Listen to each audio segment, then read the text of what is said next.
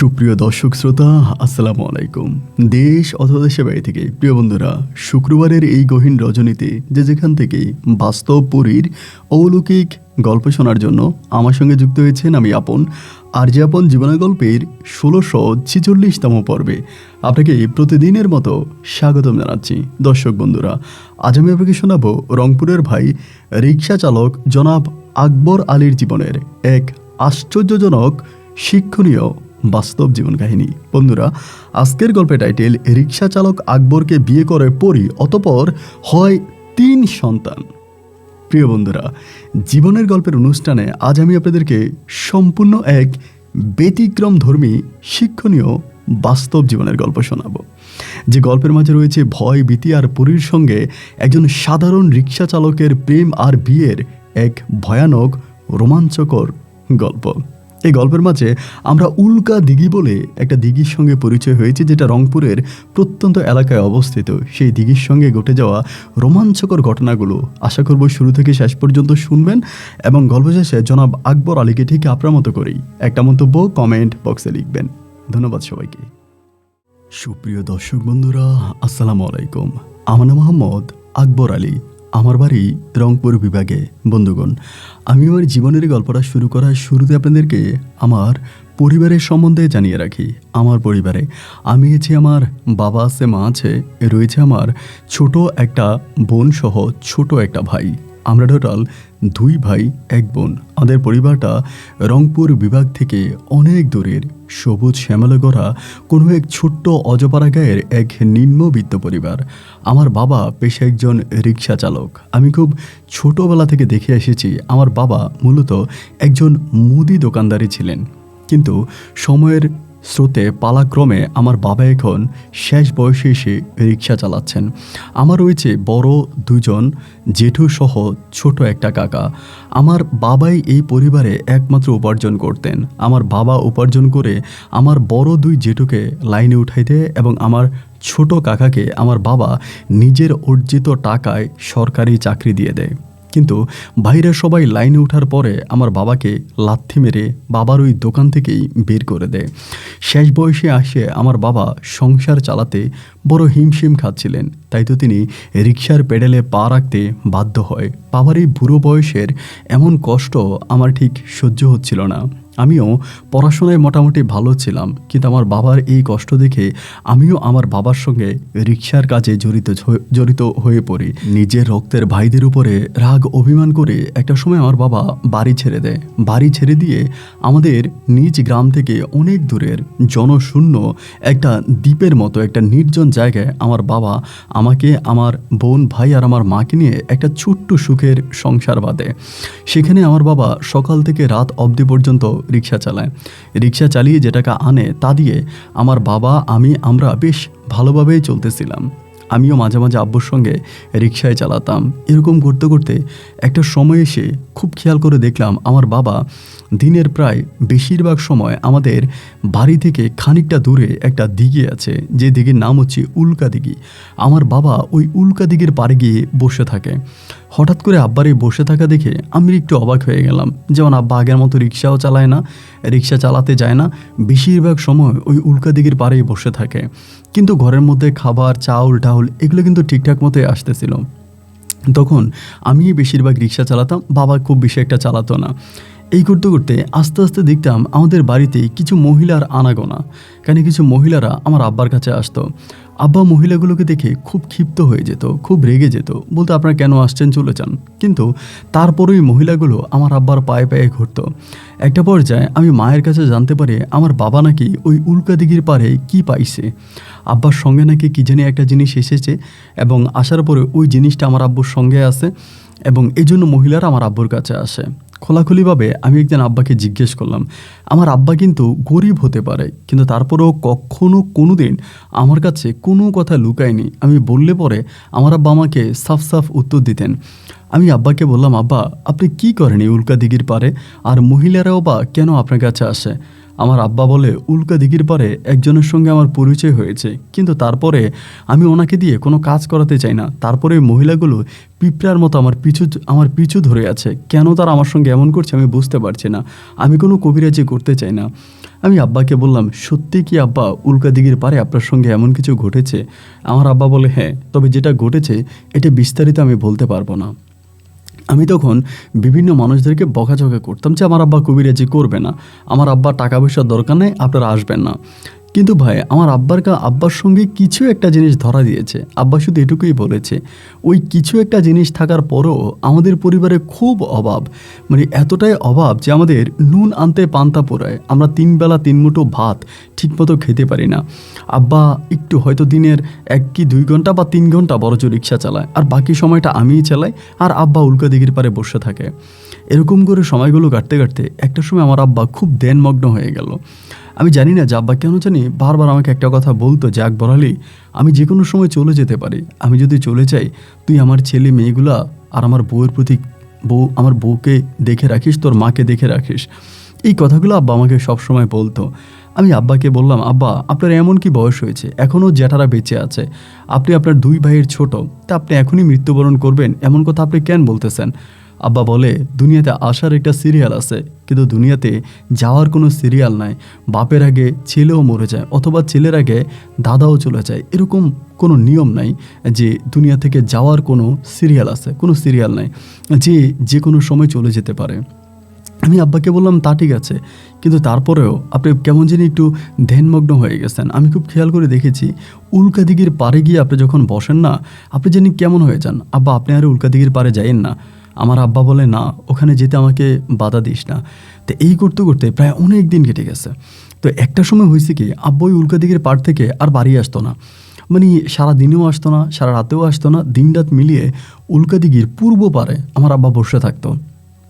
এবং অনেকে আব্বাকে দেখতো, যাইতো, আবার অনেকে আমার আব্বাকে খাবারও দিয়ে আসতো। ওই উল্কা দিঘির পারে আব্বাকে খাবার দিয়ে আসতো, অনেকেই দিয়ে আসতো, কিন্তু আমার আব্বা কারো কোনো খাবার খেতেন না, ওখানেই বসে থাকতেন। এভাবে দীর্ঘদিন কেটে যাওয়ার পরে আমি একদিন আব্বাকে ধরে খুব টানাহেঁচড়া করে বলতেছি, আব্বা বাড়িতে চলেন, আপনি দিঘির পাড়ে কেন বসে থাকেন? এখানে বসে থাকার তো কোনো মানে হয় না। এইভাবে এখানে বসে বসে আপনি সূর্যকে বিদায় জানান আর উল্কা দিঘির পাড়ে বসে থাকেন, আপনি বাড়ি চলেন। আমার আব্বা বলে, এটাই তো আমার বাড়ি। আমি বললাম, আব্বা এটা আপনি কী বলতেছেন, কেমন কথা বলেন? আমার আব্বা বলে, শোন, তোরা আজ একটা কথা বলি, যদি তুই সত্যি কোনো একদিন বিপদে পড়ে যাস, যদি দেখিস যে তোর চারদিকটা অন্ধকার, তোর একটু আলোর প্রয়োজন, ঠিক তখন মহান রাব্বুল আলামিনের উপরে ভরসা করে আল্লাহর কাছে চেয়ে, আল্লাহর কাছে মাথা নত করে, ঠিক আমি যে জায়গাটায় বসে আছি এই জায়গাটায় এসে বসে তুই কোনো কিছু চাইস, আল্লাহ হয়তো ওনার উসিলায় তোর চাওয়া পূরণ করবে। আমি বললাম, আব্বা বলেন কি, সত্যি? আমার আব্বা বলে, হ্যাঁ সত্যি।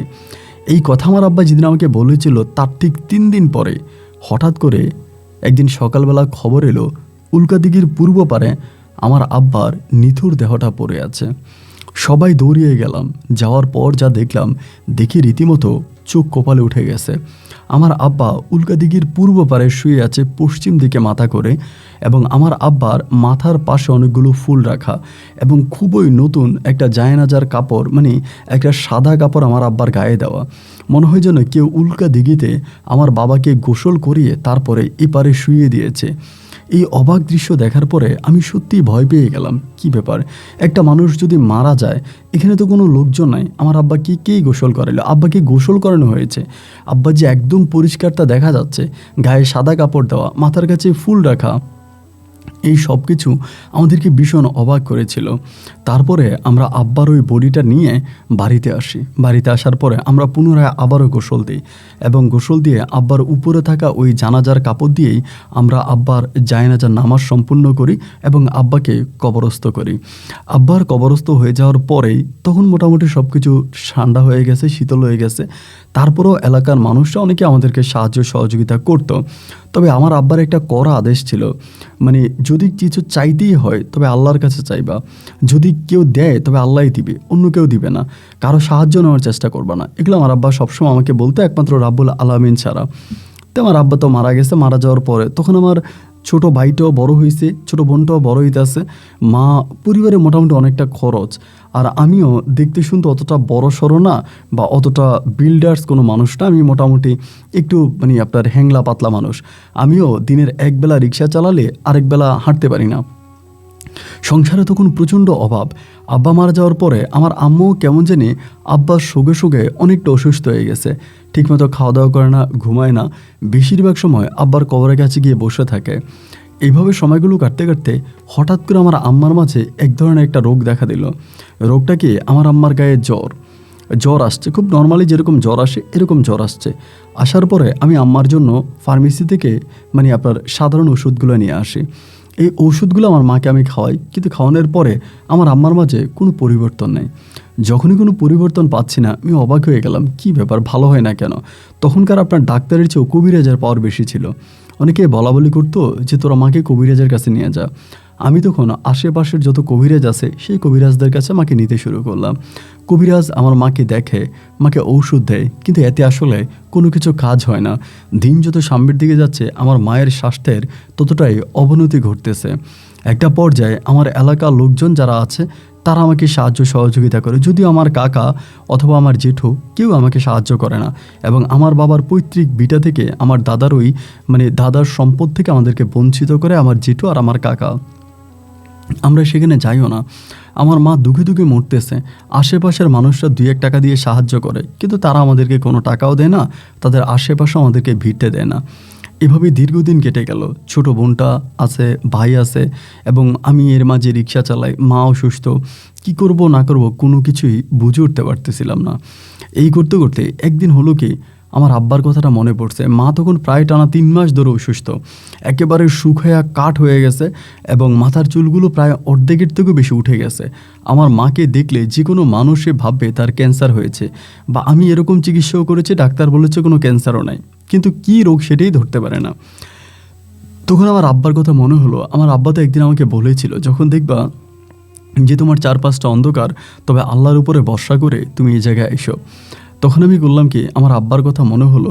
আমি তখন ওই উল্কা দিঘিতে উজু করলাম। উজু করে একদিন আসরের নামাজ, আমার আব্বা যেখানে বসে ধ্যান করতো ওই জায়গাটায় বসে আমি একদিন আসরের নামাজ আদায় করলাম। আসরের নামাজ আদায় করে মহান আল্লাহর কাছে হাত তুলে বললাম যে আল্লাহ, আমার আম্মাকে তুমি সুস্থতা দান করো, আমার আম্মাকে তুমি সুস্থ করে দাও, ভালো করে দাও। এই কথা বলার পরেও আমি চলে আসছি বাড়িতে, কিন্তু আম্মার কোনো পরিবর্তন নাই। আম্মা বারবার অসুস্থ হয়ে যাচ্ছে, আরও অসুস্থ হচ্ছে, দিনে দিনে আরও অসুস্থ হচ্ছে। আমি তো ভাবতেছিলাম যে আমার আব্বা তো আমাকে বলছে যে আমি যদি ওখানে এসে কোনো কিছু চাই তবে আমি সেটা পেয়ে যাব, আমি সেটা পাচ্ছি না কেন? কই, তাও তো আমার আম্মা ভালো হয় না। এভাবে আরও কয়েকদিন কাটার পরে একদিন আমার মা খুব অসুস্থ শরীর নিয়ে আস্তে আস্তে করে আমাকে বলতেছে, আকবর আলী, তোর বাবা যেখানে বসে থাকতো আমাকে একটু সেখানে নিয়ে চল।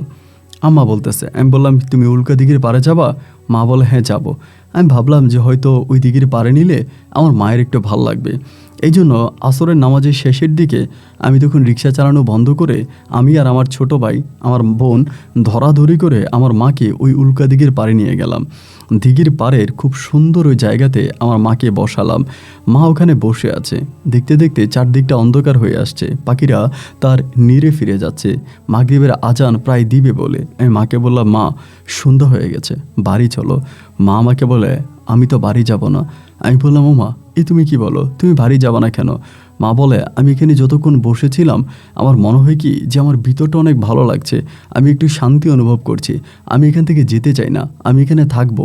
আমি বললাম, তুমি কি বলো, এখানে তুমি কোথায় থাকবা? এখানে তো কেউ নাই, আর থাকবো বা কার সঙ্গে? পাগলামি করো না মা, বাবা মরে গেছে, আমরা তোমাকে হারালে বাঁচবো না, তুমি বাড়ি চলো।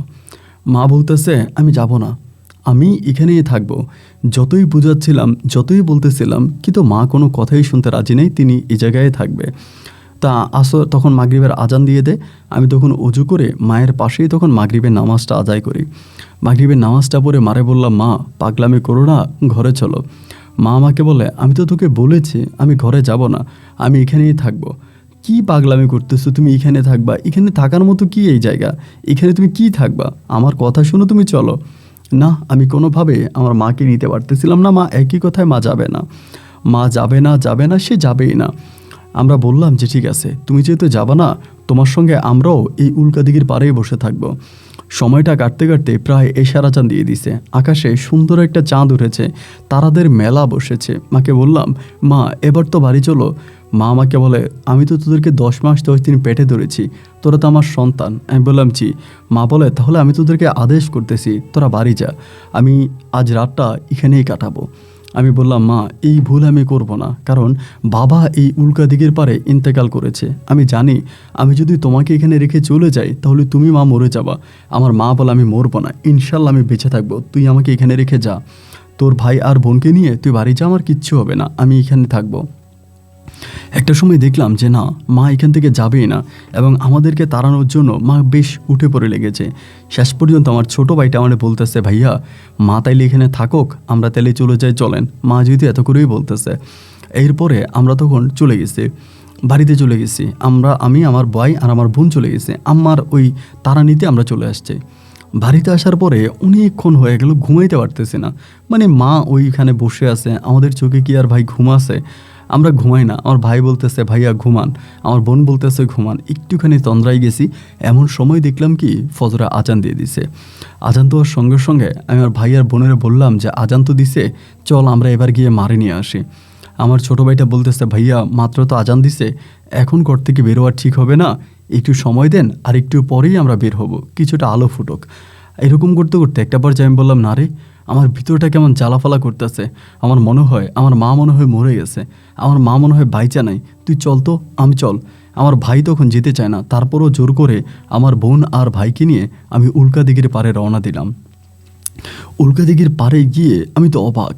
আমি দেখি আমার মা নামাজের মতো করে বসে আছে, এবং মায়ের সামনে একটা কোরআন শরীফ খোলা, মা কোরআন পড়তেছে। এবং মাকে দেখে মনে হয় তিনি কোনোই অসুস্থ না, একেবারে সুস্থ স্বাভাবিক একটা মানুষ। আমরা দুই ভাই আর আমার বোন মায়ের পাশে গিয়ে বসছি। মায়ের মুখে তখনও মৃদু হাসি, মায়ের শরীর থেকে এক সুগন্ধি বেরিয়ে আসছে। আমি বললাম, মা তুমি কোরআন শরীফ পাইলা কই? আর তুমি কোরআন পড়তেছ, তুমি কি উঠে বসতে পারো? তুমি তো ঠিকমতো দাঁড়াতেই পারো না, তুমি যে কোরআন পড়তেছো তুমি কি অজু করছো? মা বলে, হ্যাঁ অজু করছি। আমি বললাম, মা বুঝলাম না, তুমি অজু করলা, কোরআন পড়তেছো, তোমারে কোরআন দিল কে? মা কোনো কিছু না বলে একটা হাসি দিয়ে বলল, চল বাড়ি চল। যেই মাকে আমরা 3 জনে ধরে দাঁড়া করাইতে পারতাম না, সেই মা হঠাৎ করে উঠে দাঁড়িয়ে গেল, এবং দেখে মনে হলো তিনি একেবারেই সুস্থ। অবাক হয়ে জিজ্ঞেস করলাম, মা, ও মা, এ কী হলো, তুমি এভাবে দাঁড়িয়ে গেলা, তুমি না অসুস্থ? মা আমাকে বলে, আমার কোনো অসুস্থতা নাই, আমি ভালো হয়ে গেছি। বিসমিল্লা বলে কোরআনটা বন্ধ করে মা আমাদেরকে নিয়ে বাড়ির পথে হাঁটা দিল। কিছুই বুঝতে পারলাম না কি ব্যাপার, মা এরকম বাড়ির দিকে চলে যাচ্ছে, ঘটনা কি? বাড়িতে চলে গেছে, এবং দেখে মনে হয় আমার মায়ের শরীরে বিন্দু মাত্র কোনো রোগ নাই, জ্বর নাই, সে একেবারে স্বাভাবিক সুস্থ একটা মানুষ। আমি তো আল্লাহর কাছে শুকরিয়া আদায় করছি যে আল্লাহ, আমার মা ভালো হয়ে গেছে। এর থেকেও বড় চাওয়া তো মহান রাব্বুল আলামিনের কাছে আর কিছু হতে পারে না। আমি আল্লাহর কাছে শুকরিয়া আদায় করে আমার মাকে নিয়ে ঘরে গেলাম। এবার আমি আপন মনে রিক্সা চালাচ্ছি, কাজকাম করতেছি, ছোট ভাইটাও টুকিটাকি কাজ করে, বোনটাও ঘরের কাজ করে। এভাবে বেশ কয়েকদিন কেটে যাওয়ার পরে একটা জিনিস আমার চোখে খুব ভালো করে পড়ল। আমার মা মাঝে মাঝে আমাদেরকে খেজুর খেতে দিতেন, আরবের কাঁচা খেজুর, এবং বিভিন্ন ধরনের খাবার দিতেন, যেগুলো আসলে একটু অন্যরকম লাগতো। আরেকটা জিনিস আমি খুব খেয়াল করে দেখতাম, সবসময় রান্নাবান্না করার পরে আমার মা রান্নার প্রথমটা, ধরেন ভাতের একেবারে প্রথম একদম হওয়ার পরে প্রথম পাতিলাতে মা মানে প্লেটে ভাত নিতেন, তরকারিটাও প্রথমে নিতেন, নিয়ে এটা মা ঘরে রেখে দিতেন। তো আমি প্রথম মনে করতাম যে মা মনে হয় রাতে খাবে বা অন্য সময় খাবে, এই জন্য মনে হয় মা নিয়ে যাচ্ছে। তবে একটা সময় খেয়াল করে দেখলাম কি, এই যে মা খাবারগুলো নিয়ে যাচ্ছে, আসলে কিন্তু মা খাবারগুলো খায় না, এবং প্লেটের খাবারগুলোও শেষ হয়ে যায়। এভাবে মা খাবারগুলো নিয়ে আসে।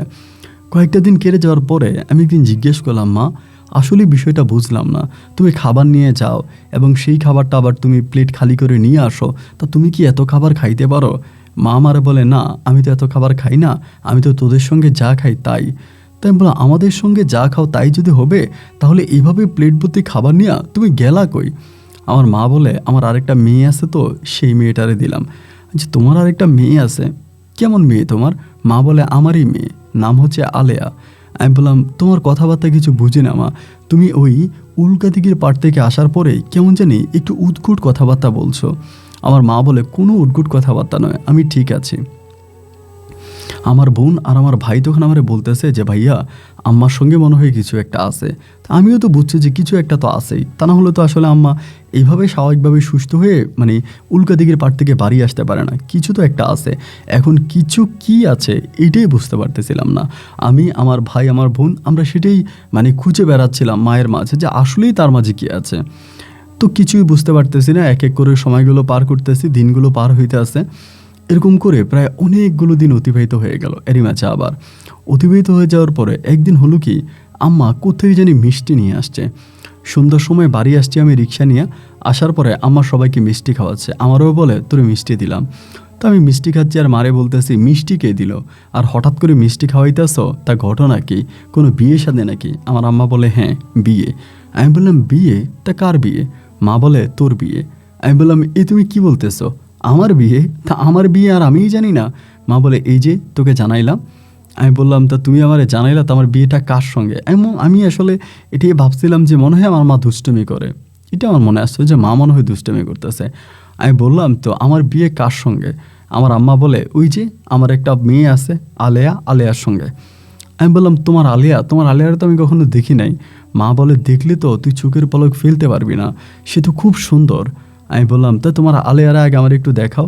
আমার মা বলে তা বিয়ের আগে তো অবশ্যই দেখবি, সমস্যা নাই, তোকে আজকেই দেখাবো, আজ রাত 1টা বাজে তোর বিয়ে। আমি তখন বললাম তুমি কি বলতেছ, রাত 1টা বাজে আমার বিয়ে? আমার ভাই তখন ডাক দিয়া বলতেছে মা, আমার বলতেছে ভাইয়া মার পাগলামি আর বুঝতেছি না, দেখো তোমার বিয়ে হবে বলে মা একটা আলাদা ঘর বানাইছে, যে দেখি আসলেই উপরে প্লাস্টিক দিয়ে, চারপাশে প্লাস্টিক দিয়ে, কলা পাতা দিয়ে আমার মা এক ছোট্ট ঘর বানিয়েছে। আমারে বলে এই ঘরে আজকে তোর বিয়ে হবে, রাত 1টা বাজে তোর বিয়ে, তুই বিয়ের জন্য প্রস্তুতি নে। তো আমি আমার ভাইরে বললাম এই ঘর বানাইলি কখন? আমার ভাই বলে মা আজকে সারাদিন আমার কাজেও যাইতে দেয় নাই, কলা পাতা কাটছে, পলিথিন আনছে, এরপরে বাঁশ কাটছে, কাইটা মা এই ঘরটা বানাইছে, এই ঘরের মধ্যে নাকি তোমার বিয়ে হবে, তোমার বাসর হবে। আমি কিছুই বুঝতে পারতেছিলাম যে মা এগুলো কী বলে। তো ভাই আসলে আপনাকে কিভাবে বলবো, তো এইভাবে মার সঙ্গে কথাবার্তা বলি, যেহেতু আমি সারাদিন রিক্সা চালাইছি, আমার শরীরটা বেশ দুর্বল, মানে আমার শরীরটা আর চলে না। শরীরটা দুর্বল হওয়ার পরে আমি প্রায় 10টার দিকে খাবার খেয়ে শুয়ে পড়ছি। আমার মা আমারে বলে কিরে আকবর আলী, তোর না আজকে বিয়ে, তুই যে শুয়ে গেলি? আমার মা আমার জন্য পাঞ্জাবিও আয়না রাখছে, টুপিও আয়না রাখছে। তা আমি তো ভাই শুয়ে গেছি। শুয়ে যাওয়ার পরেই আমি সকালবেলা যখন ঘুম থেকে উঠলাম, উঠার পরে আমি দেখতেছি আমার গায়ের মধ্যে একটা পাঞ্জাবি, গায়ের মধ্যে একটা পাঞ্জাবি এবং আমার মাথায় একটা টুপিও আছে, আর আমার মানে শরীরের মধ্যে এক সুঘ্রাণ। তখন আমি চিন্তা করলাম কী হইলো, আমার মাথায় তখন আসছে যে কালকে রাতে আমি আমার মায়ের সঙ্গে ওই ছোট্ট ঘরে গিয়েছিলাম। ঘরে যাওয়ার পরে একটা পরীর সঙ্গে আমার বিয়ে হয়। পরীটা ছিল এবং তার পাশে আরও 2টা মেয়ে ছিল, আমার মা ছিল, এবং সেখানে একজন আলেমের মাধ্যমে আমাদের বিয়ে হয়। তো আমার কাছে মনে হয় এটা আমার একটা স্বপ্ন ছিল, মানে আমার কাছে মনে হয় যে এটা আমি একটা স্বপ্ন দেখেছিলাম। কিন্তু কথা হচ্ছে যদি স্বপ্নই হবে তাহলে আমার গায়ে এখনও পাঞ্জাবি কেন, এত সুঘ্রাণ কেন, মাথায় টুপি কেন? আমি তো পাঞ্জাবি পরে ঘুমাই নাই, আমি শুধু একটা লুঙ্গি আর একটা গেঞ্জি পরে ঘুমাইছি, অথচ আমার পরনে এখন একটা প্যান্ট, একটা পায়জামা এবং হচ্ছে একটা পাঞ্জাবি, মাথায় টুপি, মানে কিছুটা নতুন বরের সাজে। মারে গিয়ে বললাম মা কী হইলো? সকালবেলা তখন আমি কিন্তু নামাজও পড়ি নাই। তো মারে বললাম মা কী হয়েছে? মা আমারে বলে কই কী হয়েছে? আমি বললাম মা আমি না বুঝতেছি না আমার শরীরটা এরকম কেন। মা আমারে বলে কে, কালকে রাতে তো তোর বিয়ে হয়েছে, যা গোসল করে আয়, গোসল করে কাজে যা। আমি বললাম তুমি কি বলতেছো, কালকে রাত্রে আমার বিয়ে হয়েছে? কি আমার বিয়ে হয়েছে, এগুলো কী বলো? মা বলে আমি যা বলছি তাই কর, তুই গোসল করতে যা। এটা বলে মা আমাকে লুঙ্গি দিল। আমি তখন পুষ্কুনিতে গেলাম গোসল করার জন্য। পুষ্কুনির পাড়ে গিয়ে আমি চুপচাপ বসে আছি আর ভাবতেছি আরে আমার সঙ্গে এটা কী হইলো, কালকে রাতে আমি যা দেখলাম এটা কি স্বপ্ন না অন্য কিছু? পুষ্কুনিতে গোসল করলাম, ডুব দিলাম, ডুব সাঁতার দিয়া ঘরে আসছি। আসার পরে আমি অবাক, আমার মা আমার জন্য আপনার উটের মাংস, তারপরে ভাত এবং এমন সব রাজকীয় খাবার, এই খাবার দেখে তো আমি অবাক। কি ব্যাপার মা, তুমি আমার জন্য এসব খাবার, তুমি এই মাংস কোত্থেকে আনলে? এবং মনে হয় খাবারগুলো এইমাত্র আনা হয়েছে, একদম গরম। আমার বোনেও খাচ্ছে, আমার ভাইও খাচ্ছে, মা আমাকে খেতে দিল। আমাকে বললাম যে তুমি এই খাবার কই পাইলা, আর এরকম রাজকীয় খাবার? আমি তো আসলে ঠিক বুঝতে পারতেছি না মা, এসব কি? আমার মা বলে ও মা, কালকে রাতে তোর বিয়ে হলো, সো আমরা কি একটু ভালো খাবার খাবো না? আমি বললাম কালকে রাতে তো আমি স্বপ্নে দেখছি মা। আমার আম্মা বলে স্বপ্ন নয়, কালকে রাতেই তোর বিয়ে হয়েছে, নে তুই খা। মা তখন আমার প্লেটের মধ্যে খাবার দিছে। খাবার দেওয়ার পরে আমি তখন খাবারটা খাইলাম। আপনার খাবার খাইছি। খাবার খাওয়ার পরে আমি বললাম, মা তোমাদের ওই পাগলামি আমি আর কিছু বুঝতেছি না, আমি আজকে কাজে যাব। আমার ভাই তখন আমারে বলে, কালকে না তোমার বিয়ে হইল, আজকেই তুমি কাজে যাইবা? ভাইয়ের একটা ধমক দিয়ে বললাম, তুইও কি মায়ের মতো পাগল হয়ে গেলি? কিয়া কালকে আমার বিয়ে হয়েছে? এই বলে আমি তখন কাজে রওনা দিছি। কাজে রওনা দিলাম বলতে রিক্সা নিয়ে বেরোইছি। সারাদিন রিক্সা চালাইতেছি আর চিন্তা করতেছি কী হইলো আমার সঙ্গে এটা। মা এমন করতেছে, ভাই এমন করতেছে, আমার কী বিয়ে হয়েছে, মানে কিসের বিয়ে, আমি কিচ্ছু বুঝতেছি না। এরপরে আমি আবারও সন্ধ্যার সময় ঘরে আসছি। আসার পরে যথারীতি আমি যেই ঘরে থাকি ওই ঘরে আমি ঘুমাই গেছি। সকালে ঘুম থেকে ওঠার পরে একই দৃশ্য আমার চোখের সামনে, মানে একটাই, মানে রাতের বেলায় মনে হয় আমি স্বপ্ন দেখেছিলাম। আমি ওই কুঁড়ে ঘরটাতে ঢুকছিলাম, ওখানে আমার পরি বউ বসেছিল, আমি তার সঙ্গে সারা রাত ঘুমাইছি এবং আমার সকালে ঘুম ভাঙছে আমি দেখি এই ঘরে। তো আমি ওই দিন আসলে একটু বিব্রত হয়ে গেলাম। বিব্রত হয়ে মাকে ভালো করে দৌড়ে জিজ্ঞেস করলাম, মা আমার সঙ্গে এটা কী হচ্ছে? আমি তো কিছু বুঝতে পারতেছি না, আমার সঙ্গে হচ্ছেটা কি? মা বলে, কি হচ্ছে? আমি বলি, এই ঘটনা। মা বলে, তুই না বিয়ে করছিস, তোর বউয়ের কাছে তুই যাচ্ছিস, তা সমস্যা কি? আমি বললাম, তুমি কি বলতেছো এগুলা মা? আমি বিয়ে করলাম কবে? আর কিসের বিয়ে? আমি তো তোমার কথাবার্তা আসলে আগামাথা কিছুই বুঝতেছি না। আমার মা বলে, তোর কি অনেক খারাপ লাগতেছে? আমি বললাম, তো খারাপ লাগবে না, আমি কোনো বিয়ে শাদী করি নাই, তুমি আমাকে বললাম আমি বিয়ে করছি, আবার আমাকে আমার বউ দেখাচ্ছ, সব কিছু মিলিয়ে আমার কেমন হয়ে গেল না? আমার মা তখন আমাকে বলে, আচ্ছা ঠিক আছে, তুই কী বলতে চাস? আমি বললাম, আমি এসব আসলে এসব গোট থেকে বেরিয়ে আসতে চাই, আসলে কি হচ্ছে আমার সঙ্গে আমি সত্যিটা জানতে চাই। মা আমাকে বলে, যদি জানতে চাস তাহলে একটা কাজ কর, আজকে রাতে তুই আর আমাদের ঘরে ঘুমাইস না, আজকে রাতে তুই সেই ঘরেই ঘুমা, তাহলেই তুই সব কিছু বুঝতে পারবি। আমি বললাম, আমি সেই ঘরে ঘুমাবো না। আমার মা বলে, তুই ঘুমাবি, তুই সেই ঘরেই ঘুমাবি এবং ঘুমালে পরেই সব কিছু বুঝতে পারবি। জানি না ভাই আসলে আপনি কতটুকু বিশ্বাস করবেন। আমি আমার মায়ের কথা মতো আবারও গাড়ি নিয়ে বেরোইছি, রিক্সা চালাইছি, বিকালবেলা আসছে, গোসল করছি, খাওয়া দাওয়া করছি, এবার ঘুমানোর সময় হয়েছে। পরে মা বলে, যা তোর ঘরে তুই গিয়ে ঘুমা। আমি বললাম, এটা ছোট্ট একটা ঘর এবং এই ঘরের মধ্যে বাতাস আসলে এই ঘরটা ভেঙে যাবে, চারদিকে মানে আপনার পাতা দেওয়া, প্লাস্টিক দেওয়া, এটা কোনো ঘর হলো? ঠিকমতো একটা বৃষ্টি আসলে আমি ভিজে যাব, আমি ওই ঘরে কেমনি ঘুমাবো? আমার আম্মা তখন আমারে বলে, দুনিয়াতে এত সুন্দর কোনো ঘর হয় না যেই ঘর আমি তোর জন্য বানাইছি। ঘরটা কত সুন্দর, যখন তুই ঘুমাবি তখনই তুই বুঝতে পাবি। মায়ের কথাবার্তা কিচ্ছু বুঝতে পারলাম না। আমি তখন বললাম, আচ্ছা ঠিক আছে, তুমি যদি এরকম করেই বলতেছো আমি তাহলে ঘুমাবো। তা আমি তখন করছি কি, হারিকেন, আমাদের তখন হারিকেন ছিল, হারিকেন নিয়ে ওই ঘরের ভিতরে ঢুকছি। আমি একটা মানুষ ঘরে ঢুকতে কষ্ট হয়ে যাচ্ছে, খুবই ছোট একটা ঘর এবং আমার আম্মা ওইখানে আবার একটা আপনার বাচাইয়ের মতো করে আমার একটা খাটও বানাইছে, মানে একটা চৌকি, আর চৌকি বানাইছে। তাই চৌকির উপরে আবার সুন্দর দিয়া রাখছে। আমি গিয়া চৌকির উপরে শুইছি এবং শোয়ার সঙ্গে সঙ্গেই না আমার ঘুম চলে আসছে। ঘুমটা আসার পরে আমি হঠাৎ করে মধ্যরাতে আমার ঘুমটা ভেঙে গেল এবং ঘুম ভাঙার পরে আমি দেখতেছি আমার পাশে খুবই সুন্দরী একটা মেয়ে বসে আছে। তা আমি ভেবেছিলাম যে এটা সম্ভবত আমার স্বপ্ন, মানে কিন্তু আমি সেদিন বুঝলাম যে না, এটা আমার স্বপ্ন না। আমি এতদিন ধরে যা দেখে আসছিলাম কোনোটাই আমার স্বপ্ন না, এই সবই আমার বাস্তব। মেয়েটাকে দেখে প্রথমে একটু ভয় পেয়ে গেলাম। ঘরটা এত সুন্দর, চারদিকে রং বেরঙের বাতি জ্বলতেছে, আলো জ্বলতেছে এবং আলোক সজ্জিত একটা সুন্দর ঘর। আমি বসে মেয়েটারে সালাম দিলাম। মেয়েটা সালামের উত্তর দিল। আমি বললাম, আপনি কে? আমি তো আপনাকে চিনলাম না। মেয়েটা বলতেছে, আমার নাম আলেয়া, আমি আপনার বউ। আচ্ছা, আমার বউ? কি বলেন আপনি আমার বউ? বলে, হ্যাঁ, আমার নাম আলেয়া, আমি আপনার বউ। আপনি শুয়ে যান, আমি আপনার হাত পা একটু টিপে দিচ্ছি। আমার তখন ভয়ে ভয়ে আমি শুয়ে পড়লাম। শুয়ে পড়ার পরে ওই তখন আমার পাগুলো টিপে দিচ্ছে। ওর হাতটা এত নরম এবং এত আপনার সফট, মানে এত নরম এবং হচ্ছে মানে একেবারে একেবারে মানে একেবারে ভিজা ভিজা টাইপের একটা হাত, খুব ঠান্ডা।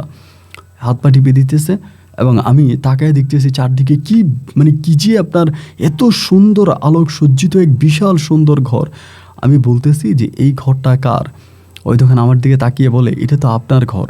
আমি বললাম, আমার ঘর? কিভাবে আমার ঘর হলো? বলে, যেই ঘর আপনি আপনার মা বানিয়েছিল আপনার জন্য, এটা সেই ঘর। আমি বললাম, মা আমার জন্য যেই ঘরটা বানিয়েছিল এটা তো একটা ছোট্ট ঘর ছিল, চারপাশে পাতা দেওয়া ছিল, প্লাস্টিক দেওয়া ছিল, মাথার উপরে প্লাস্টিক, কিন্তু আমি তো এখন দেখতেছি যে আমি একটা বিশাল রাজপ্রাসাদে শুয়ে আছি। ও তখন বলে, হ্যাঁ, এটাই আপনার মায়ের ঘর, মা যে ঘরটা বানিয়েছে এটা রাজপ্রাসাদে আপনার জন্য বানিয়েছে। হয়তো সাধারণ নজরে আপনি তা দেখতে পাননি। আমি কিছু বুঝতে পারলাম না। সারাটা রাত তার সঙ্গে ছিলাম এবং সে আমার সঙ্গে শুয়ে আমাকে আদর করে ঘুম পাড়িয়ে দিল। একটা পর্যায়ে আমি ঘুমিয়ে গেলাম। সকালে ঘুম ভাঙার পরে আমি দেখি যেই ঘরে আমি ঘুমিয়েছি আমি সেই ঘরেই আছি। তবে কালকে রাতে আমার সঙ্গে যা হয়েছে তা আমার স্বপ্ন ছিল না, ওটা আমি 99% শিওর। সকালে ঘর থেকে বেরিয়ে মারে বললাম, মা আমার সঙ্গে এগুলো কী হইতেছে? সেদিন মা একটু অসুস্থ ছিল, মায়ের শারীরিক অবস্থা ভালো না। মা বলে, আমি তোর সঙ্গে আজকে কথা বলবো না, তুই কাজে চলে যা, আমি কালকে তোর সঙ্গে কথা বলবো। রিক্সা নিয়ে আমি তখন বেরিয়ে পড়লাম এবং রাস্তার মধ্যে রিক্সা চালাইতেছি আর চিন্তা করতেছি আমার মা ভাই বোন মিলে আমার সঙ্গে এগুলো কী করতেছে, আমার এই ঘরের ভিতরে কার সঙ্গে রাখছে, আমি কি দেখলাম কালকে রাত্রে। এগুলো করে করে তখন আবার ঘরে আসছি। আসার পরে গোসল টোসল করে আমি চুপচাপ বসে আছি, খাবার খাই না। মা তখন আমারে বলে, কী রে খাবি না? আমি বললাম, না মা আমি খাবো না। মা বলে, কেন খাবি না? আমি বললাম, আচ্ছা মা তোমরা আমার কাছে লুকাচ্ছ কেন? আমার নিয়ে তোমরা কি করতেছো? আমার সঙ্গে কি হইতেছে? মা বলে, কই তোর সঙ্গে কি হইতেছে? কিচ্ছু হচ্ছে না তো। আমি বললাম, কিচ্ছু হচ্ছে না তুমি বললেই হলো? আমারে ওই ঘরে ঘুমাইতে দিলা, আমি ঘুমাইলাম। কালকে রাত্রে আমি এটা কি দেখলাম? মা বলে, কি দেখলি? আমি বললাম, এক মহিলা আমার পাশে বসেছিল, আমার এরকম এরকম করছে। মা বলে, এটা তো অন্য কোনো মেয়ে না, এটা তোর বউ আলেয়া। আমি বললাম, কি বলতেছ? আমি একটা মানুষ, আর এই মেয়েটা বললো সে নাকি পরী। আমার মা বলে, হ্যাঁ আমি তো একটা পরীর সঙ্গেই তোর বিয়ে দিয়েছিলাম, এই বিয়ে তোর বাবাই ঠিক করে গেছে, আমি শুধু এটা পালন করেছি। আদেশ করেছে তোর বাবা, আমি পালন করেছি, কেন তোর বউ পছন্দ হয়নি? আমি বললাম, মা আমরা গরিব মানুষ, কোনোমতে রিক্সা চালিয়ে আমি আমার সংসার চালাচ্ছি, কিন্তু মা আমার বউ কিভাবে পরী হয় আমি না মা কিচ্ছুই বুঝতে পারতেছি না। আমার আম্মা বলে, তোর বোঝার প্রয়োজন নাই মা, শুধু তোর আজকে একটা কথাই বলে যাই, যেভাবে চলছে এভাবে চলতে দে, চলা বন্ধ করবি না, আর নিজের ভিতরে কখনো লোভ আনবি না, নিজের ভিতর কখনো লোভ আনবি না, এবং যেভাবে চলতেছে তুই এভাবেই চলতে দে। এই কথাগুলো মা বলতেছে। তো মা যেভাবে বলছে আমি এভাবেই তখন সময় পার করতেছি। সারাদিন রিক্সা চালাচ্ছি, বিকালবেলা গোসল টোসল করে খাওয়া দাওয়া করে আমি ওই ছোট্ট ঘরের মধ্যে ঘুমাতে যাচ্ছি। মধ্যরাতে হঠাৎ আমার অকারণেই ঘুম ভেঙে যায়, এবং ঘুম ভাঙলে আমি দেখতে পাই আমি সেই ঘরে নাই যেই ঘরে আমি সন্ধ্যা রাতে ঘুমিয়েছিলাম। আমি দেখতে পাই আমি একটা বিশাল রাজপ্রাসাদে আছি এবং আমার সঙ্গে একটা রানী বসে আছে। আমার ওই রানী আমার হাত পা টিপে দিচ্ছে, আমার শরীর ম্যাসেজ করে দিচ্ছে, এবং আমার পোশাক আশাকগুলো পরিবর্তন হয়ে যায়। যখন আমার রানী আমার কাছে আসে, আমি যেই পোশাক পরে ঘুমাই আমার সেই পোশাক থাকে না, এবং ঘুম ভাঙার পরে আমি দেখতে পাই যে আমি যে পোশাক পরে ঘুমিয়েছিলাম ওই পোশাকটাই পরে আছি। এইভাবে দিনের পর দিন কাটতেছে, আর আমার শরীরে আমি খুব ভালো এনার্জি পাচ্ছি, কোনো দুর্বলতা ফিল হচ্ছে না। আবার মধ্যরাতে ঘুম ভেঙে গেলে আলে আমাকে খাওয়াই দিচ্ছে, ওর হাতের সুস্বাদু খাবার আমি খাচ্ছি, এবং এরকম করে আস্তে আস্তে আস্তে আস্তে আস্তে আস্তে করে সময়গুলো কাটতেছে। এভাবে প্রায় 1.5 বছর কেটে যাওয়ার পরে একদিন আমার আম্মা ইন্তেকাল করে। এর আগ থেকে আমার আম্মা অসুস্থ ছিল, এবং আমার তখন কোনো কিছুর অভাব নাই। আমি রিক্সা চালাচ্ছি শুধুমাত্র আপনার এমনিই চালাচ্ছে, মানে আমার পরিবারে কোনো অভাব নেই। আমি আমার ভাইকে ব্যবসা বাণিজ্য ধরাই দিলাম, ছোট বোনটাকে বিয়ে দিলাম, এবং একইভাবে আমি তখন এই আলেয়ার সঙ্গে আছি। আমি জানি যে প্রথম দিকে যদিও আমার কাছে একটু আনইজি লাগতো, বা আমার কাছে মনে হতো যে সে মানুষ নয়, বা এখন কিন্তু আমি পুরোপুরিভাবে মানে শিওর হয়ে গেলাম যে আসলেই সে মানুষ নয় এবং সে একটা পরী। এবং রাতের বেলায় অলৌকিকভাবে সে আমার কাছে আসতেছে, এবং সে আমাকে তার মতো করে, সে যখন এই ঘরের ভিতর ঢুকে এই ঘরের পুরো রূপটাই পাল্টে যায়, কালার পাল্টে যায়, ডিজাইন পাল্টে যায়, ঘরটা একটা কুঁড়ে ঘর থেকে একটা রাজপ্রাসাদ হয়ে যায়, এবং সেই রাজপ্রাসাদে আমার রানী আমার সঙ্গে সারা রাত যাপন করে। একদিন 2 দিন নয়, প্রায় বহু বছর যাবৎ এই ঘরের ভিতরে আমি আলেয়ার সঙ্গে থাকি। এরকম করে থাকতে থাকতে একদিন আলেয়া আমাকে বলতেছে, আমি তো গর্ভবতী। আমাকে বলে রাতের বেলায়। আমি বললাম, কি বলো, তুমি গর্ভবতী? বলে, হ্যাঁ আমার গর্ভে সন্তান আছে। ওর কথা শুনে আমি একটু ঘাবড়িয়ে গেলাম এবং অবাক হয়ে জিজ্ঞেস করলাম, তুমি কি বলতেছো, তোমার ঘরে সত্যিই সন্তান আছে? বলে, হ্যাঁ আমার পেটে সন্তান আছে। তো আমার আম্মা মারা গেছে, তখন আমার ভাই ব্যবসা বাণিজ্য করে, বোনেও করে, এবং এই যে ঘটনাটা এটা মোটামুটি এলাকার কিছু সংখ্যক লোকও কিন্তু জানতো।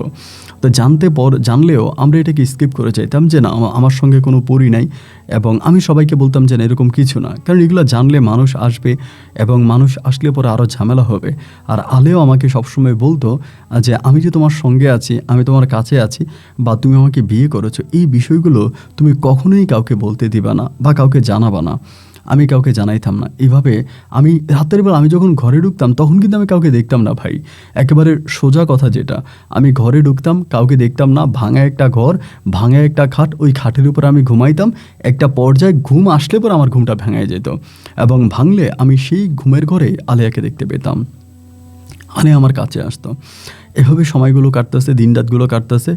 এমন করতে করতে একটা সময় রাতের বেলায় মানে ওইভাবে স্বপ্নের মতো করে ওর ঘরের সন্তান হয়, এবং 3টা কন্যা সন্তান হয়। তখন ওকে বিয়ে করার প্রায় 15 বৎসর পরের কথা আমি আপনাকে বলতেছি। যে সময় ওকে বিয়ে করছি তার 15 বৎসর পরে ওর ঘরে 3টা সন্তান হয়, এবং 3টা মেয়ে হয়, এবং 3টা মেয়ে খুবই সুন্দর হয়, যাদের মানে আমার সামনেও নিয়ে আসে কোলে করে যে আমার 3টা মেয়ে হয়েছে দেখো। আমি মেয়েগুলোকে দেখলাম, আদর করলাম, তো ওরা বলতেছে তোমার বাবা। ছোটো ছোটো মেয়ে, আসলে আপনাকে কীভাবে বলবো, আপনার আপনার মানে আমার মানে যখন আমার কাছে বাচ্চাগুলোকে নিয়ে আসলো, আমার ভিতরটাই যখন জানি কেমন হয়ে গেছে। ও এখানে আরেকটা কথা আমি আপনাকে বলতে ভুলে গেছিলাম। ওর গর্ভের সন্তান হওয়ার আগে আমি ওকে একটা কথা বলেছিলাম যে আলিয়া, আমার কাছে এই জগৎটা ভাল লাগে না, মানে এই যে তুমি আমাকে এমন একটা রাজপ্রাসাদে রাখছো বা এরকম কিছু একটা, মানে আমার কাছে এটা ভালো লাগে না। আমি চাই কি যে তুমি সবসময় আমার সঙ্গে থাকো, আমি যেন সবসময় তোমাকে দেখতে পাই।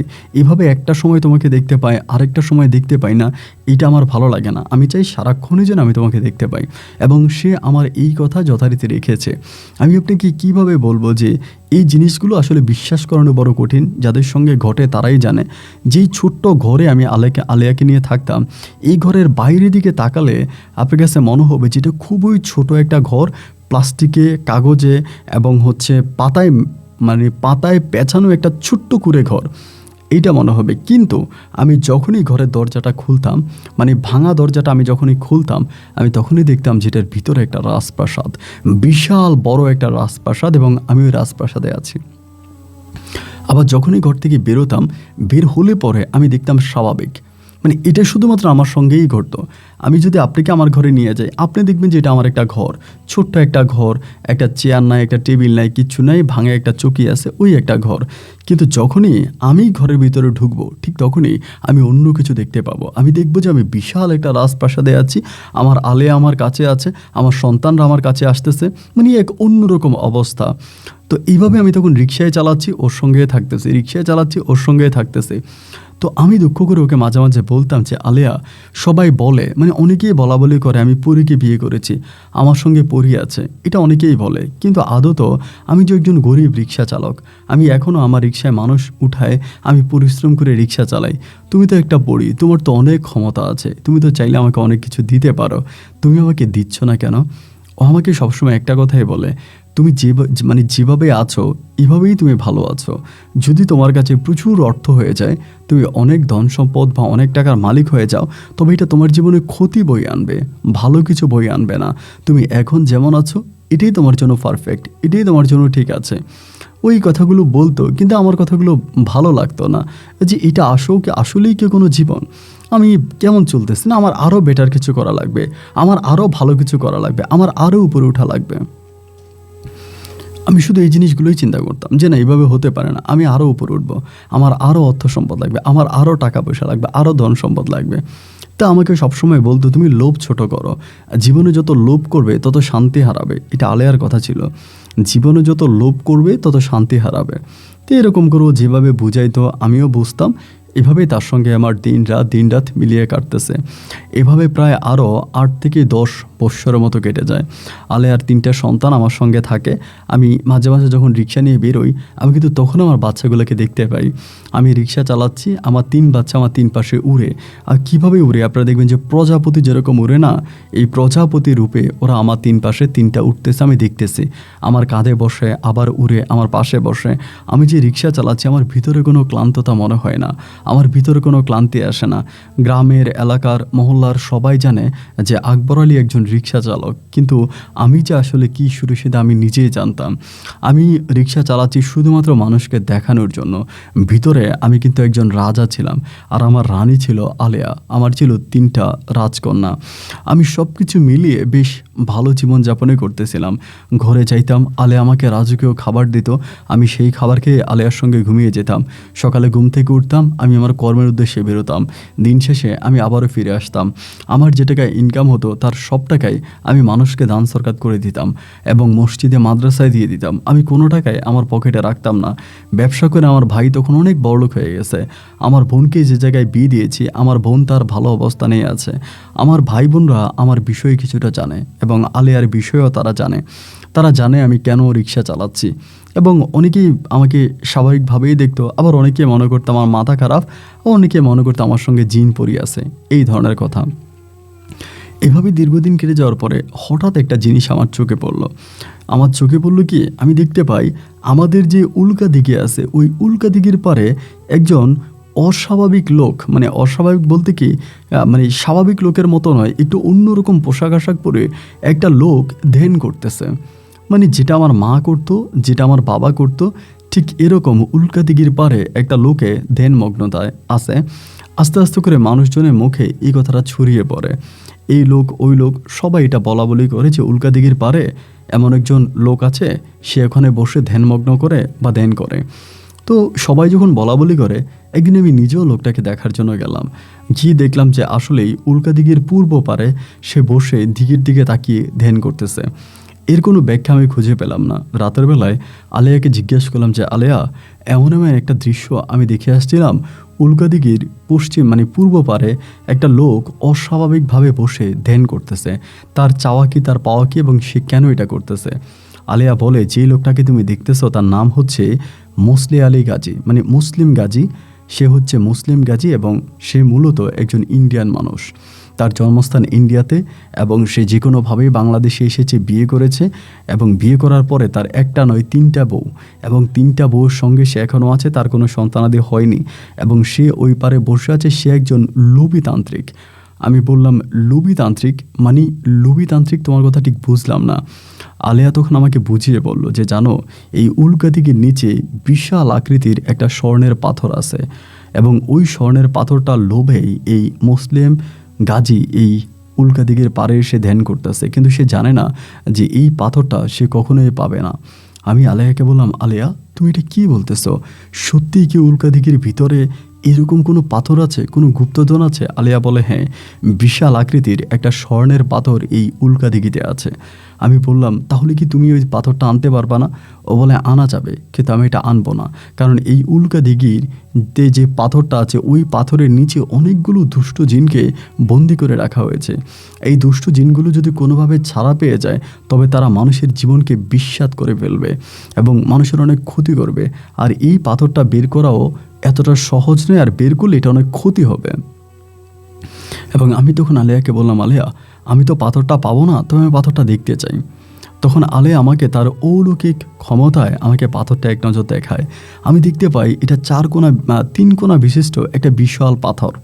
পাথরটা পড়ে আছে ঠিক উল্কা দিঘির মাঝখানে।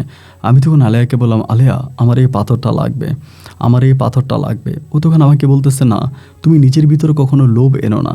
এই পাথরের লোভ যদি তোমার মাঝে ঢুকে যায়, তবে তুমি আর ঠিক থাকবে না। তোমার আগে অনেক মানুষ এই পাথরের লোভে মারা গেছে, এবং আজকে যে মুসলিম গাজী এই পাথরের লোভে সে ধ্যান করতেছে, সেও একটা সময় মারা যাবে। এই পাথরটা কেউ পাবে না, এটা কোনো স্বাভাবিক পাথর নয়, এটা পাওয়া যাবে না। আমি বললাম, আলেয়া তুমি তো এখন থেকে কিছুক্ষণ আগে আমাকে বলেছিলা যে তুমি যদি চাও তাহলে পাথরটা এনে দিতে পারবা। আলেয়া তুমি আমাকে পাথরটা এনে দাও। ও আমাকে বলতেছে, দেখো এমন আবদার তুমি আমার কাছে করো না, এবং এমন আবদার করা ঠিক হবে না। আমি ওই পাথরটা তোমাকে এনে দিতে পারি না, এটা কোনো স্বাভাবিক প্রক্রিয়া নয়, এটা অস্বাভাবিক। আমি বললাম, দেখো আমি তোমাকে একটা কথা বলি, আমার এই পাথরটা লাগবে। এই নিয়ে তখন আলেয়ার সঙ্গে শুরু হলো আমার মনোমালিন্যতা। আমি তখন রিক্সা চালাই না, বাইরে যাই না, সারাক্ষণ ঘরের ভিতরে বসে থাকি এবং খাবার খাচ্ছি আর ওর সঙ্গে মুখ কালো করে আছি। সবসময় আমি বলি, আলেয়া আমার পাথরটা লাগবে, তুমি আমাকে পাথরটা এনে দাও, আমার এই পাথরটা লাগবে আলেয়া, আমাকে পাথরটা এনে দাও। ও আমাকে বলে এই পাথরটা আমি এনে দিতে পারবো না। এভাবে দীর্ঘদিন কেটে যাওয়ার পরে একদিন আলেয়া আমাকে রাগ করে বলে, তোমাকে একটা কথা বলি, তুমি কি ঠিকমতো উত্তর দিবা? আমি বললাম হ্যাঁ ঠিকমতো উত্তর দিব, বলো। ও আমাকে বলে, আচ্ছা তোমার কাছে কি ওই স্বর্ণের পাথরটা বেশি নাকি আমি সহ আমার 3 সন্তান বেশি? তোমার কি আমাদেরকে লাগবে নাকি ওই স্বর্ণের পাথরটা লাগবে? আমি একদম ভিতর থেকে স্বাভাবিকভাবে বলে বসলাম যে আমার ওই স্বর্ণের পাথরটা লাগবে। কারণ স্বর্ণের পাথরটা আলেয়া যখন আমাকে দেখিয়েছিল, আমার ভিতরে এক অন্যরকম লোভ জন্মে গেছে ভাই। আমি এই উল্কা দিঘিতে সাঁতরাচ্ছিলাম, ডুব সাঁতার দিচ্ছিলাম শুধুমাত্র ওই স্বর্ণের পাথরটা দেখার জন্য বা এটা পাওয়ার জন্য। কিন্তু দুঃখের কথা হচ্ছে আলেয়া কোনোভাবে ওই স্বর্ণের পাথরের কাছে আমাকে যেতে দিবে না, ওইটা আমাকে ধরতে দিবে না। এবং স্বর্ণের ওই পাথরের লোভে আমি তখন পুরো পাগল হয়ে যাচ্ছিলাম যে আমার এটা লাগবে। এই করতে করতে একদিন দুপুরবেলা আমি ওই মুসলিম গাজীর সঙ্গে দেখা করি, ওই তান্ত্রিকটার সঙ্গে দেখা করার পরে সে আমার দিকে তাকায়, আমার 3টা ফু দেয়। 3টা ফু দিয়ে বলতেছে, তোমার সঙ্গে আমার এখন যা কথা হবে এটা তোমার বউ আলেয়া কিংবা তোমার 3 সন্তান কেউ জানতে পাবে না। তুমি কি আমার সঙ্গে কথা বলতে রাজি আছো? আমি বললাম হ্যাঁ আমি আপনার সঙ্গে কথা বলতে চাই। তখন উনি আমাকে বলে, তুমি তো জানো এই দিঘির নিচে কি আছে, আর কেউ না জানুক। আমি বললাম হ্যাঁ আমি জানি, এই দিঘির নিচে একটা বিশাল আকৃতির স্বর্ণের পাথর আছে। তখনই ওই মুসলিম গাজী আমারে বলে, তুমি কি সে পাথরটা পেতে চাও? আমি বললাম হ্যাঁ আমি সেই পাথরটা পেতে চাই। তিনি বলে, পাথরটা যদি পেতে চাও তাহলে তোমার বউয়ের মন তোমাকে জয় করতে হবে, একমাত্র তোমার বউই পারবে তোমাকে এই পাথরটা এনে দিতে, এছাড়া কারো ক্ষমতা নাই তোমাকে পাথরটা দেওয়ার। আমি তখন মুসলিম গাজীকে বললাম, আমি কি সত্যিই পাথরটা পাবো? আমার বউকে বুঝাইলে বলে হ্যাঁ তোমার বউ তোমাকে পাথরটা দিতে পারবে। আমি এখানে এসেছি, আমি আমার চেষ্টা করতেছি, আমার চেষ্টায় মনে হয় না আমি সার্থক হব, আমি পাবো না। তবে তোমার বউর সাথে চেষ্টা করো, তোমার বউ হয়তো তোমাকে টেনে দিতে পারবে। মুসলিম গাজীর সাথে সেদিন আমার যা কথা হয়েছিল, এরপরে যখনই আমি প্রাসাদে গেলাম, আমার ঘরে গেলাম, আলিয়া তখন আমাকে জিজ্ঞেস করতেছে, তোমার মুসলিম গাজীর সাথে কি কথা হয়েছে? আমি বললাম না, আমার তেমন কোনো কথা হয়নি। তখন আমাকে বলে যে না, তুমি সত্যি কথা বলো, তোমার সঙ্গে মুসলিম গাজীর কি কথা হয়েছে, কেন তুমি ওই মুসলিম গাজীর কাছে গিয়েছিলা? আমি বললাম আমি ওনার সঙ্গে কোনো কথা বলিনি। বলে, তাহলে উনি তোমাকে বন্ধনা দিয়ে তোমার শরীর বন্ধ করে তোমার সঙ্গে কথা বললো, কেন এই কথা আমি শুনতে পেলাম না? এই নিয়ে আলেয়ার সঙ্গে আমার খুব রাগারাগি হয়, ঝগড়াঝাটিও হয়। আলেয়া আমার উপর খুব রাগ করে, আমিও রাগারাগি করি। সব কিছু শেষ করে আমি তার 2 থেকে 3 দিন আবারও আলেয়াকে বুঝাচ্ছিলাম যে আলেয়া আমাকে স্বর্ণের পাথরটা এনে দাও। আলেয়া আমাকে বারবার বলে, তোমার কিসের অভাব? থাকা খাওয়া থেকে শুরু করে তোমার 3টা সন্তান আছে, তোমার তো কোনো কিছুর অভাব নাই, তুমি তো অর্থ আভিজাত্যশীল একটা লোক, তোমার তো সবই আছে, এরপরেও কেন এই স্বর্ণের পাথর করে করে তুমি নিজেকে কষ্ট দিচ্ছ? আমি বললাম জানি না, আমার এই পাথরটা লাগবে, পাথরটা পাওয়ার জন্য আমি মরিয়া হয়ে উঠেছি। ও তখন আমাকে বলে, তুমি শান্ত হও, তোমার ভিতরে লোভ কমাও, তা না হলে তোমার জীবন ধ্বংস হয়ে যাবে। একবার আলিয়ার উপর রাগ করে আমি তার সপ্তাহখানিক পরে এই মুসলিম গাজীর কাছে আবারও গেলাম। উনি আমাকে মন্ত্র দ্বারা শরীর বন্ধ করলো। আমি বললাম, আমি কিভাবে পাথর পেতে পারি, আপনি আমাকে সেটা বলেন। তিনি বলে, যদি পাথর পেতে চাও কঠিন পথ অবলম্বন করো, তাহলে নাও। এই বলে সে আমার হাতে কিছু পানি দিয়ে আমাকে বলল যে এই পানিগুলো তুমি নিয়ে যাও এবং এই পানিটা তোমার সঙ্গে রাখবা। এটা একটা ছোট্ট বোতলে পানি নিয়ে গেছে, এই পানিটা তোমার সঙ্গে রাখবা। পানিটা তুমি প্রথমে যেই ঘরে তুমি থাকো, যে ঘরটার মধ্যে তুমি থাকো, ওই ঘরের উপরে তুমি পানিটা ছিটায় দিবা। ঘরে ঢোকার আগে পানিটা তুমি ছিটায় দিবা। ছিটায় দেওয়ার পরে ঘরের ভিতর ঢুকে তুমি তোমার বউ এবং তোমার 3 সন্তানকে কোনো একটা পাখির রূপে দেখতে পাবা। যদি তুমি পাখির রূপে দেখতে পাও, তখন তুমি তাদেরকে এই খাঁচাটায় বন্দি করে আমার কাছে নিয়ে আসবা। যদি আমার কাছে নিয়ে আসো, তবেই তোমার চাওয়া পূরণ হয়ে যাবে। আমি বললাম, কি বললেন, এটাই কি সত্যি? বলে, হ্যাঁ এটাই সত্যি, তুমি এটাই করো। আমি বললাম, পানি নিয়ে যদি আমি ঘরে যাই তাহলে আমার বউ আলেয়া কি জানবে না? বলে, না, তোমার সঙ্গে আমার কি কথা হয়েছে সেটাও জানবে না এবং তোমার কাছে যে জিনিসটা আছে সেটাও সেটা জানবে না। তখন সে আমাকে বলল, তুমি যাও, আমি দিনের বেলায় বক্সটা রেডি করে রাখি এবং রাতের বেলায় আমি যখনই ঘরে ঢুকি প্রথমে আমি ঘরে ঢোকার পরে আলিয়াকে দেখতে পাই, সে খুব রাগান্বিত। আমি দেখি এরকম ভয়ঙ্কর চেহারায় কখনো দেখতে পাইনি। আমি বেরোলাম, বেরোয়ার পরে আমি তখন আমার মায়ের বানানো ওই ঘরটাই কিন্তু তখনও ছিল, আমি কিছুটা মেরামত করেছি ওরকম। বাইরে থেকে এটার মধ্যে কোনো মানুষ থাকে আপনি বিশ্বাসই করবেন না। এরপরে আমি করলাম কি, মধ্যরাতে ঠিক যেভাবে আমাকে মুসলিম গাজী বলে দেয় সেম একইভাবে আমি তখন এই ঘরের উপরে পানি ছিটিয়ে দিলাম। ঘরের উপর পানিটা ছিটিয়ে দেওয়ার পরে একটা সময় আমি দেখলাম যে ঘরের ভিতর থেকে আপনার কবুতরের ডাক শোনা যাচ্ছে। কবুতরের ডাক শোনা যাচ্ছে পর আমি ঘরের ভিতরে ঢুকলাম, ঢুকে দেখলাম যে এই প্রথম যখন আমি ঘরে ঢুকলাম আমার এই ঘরটাকে আমি আমার ঘরের রূপেই দেখতে পেলাম।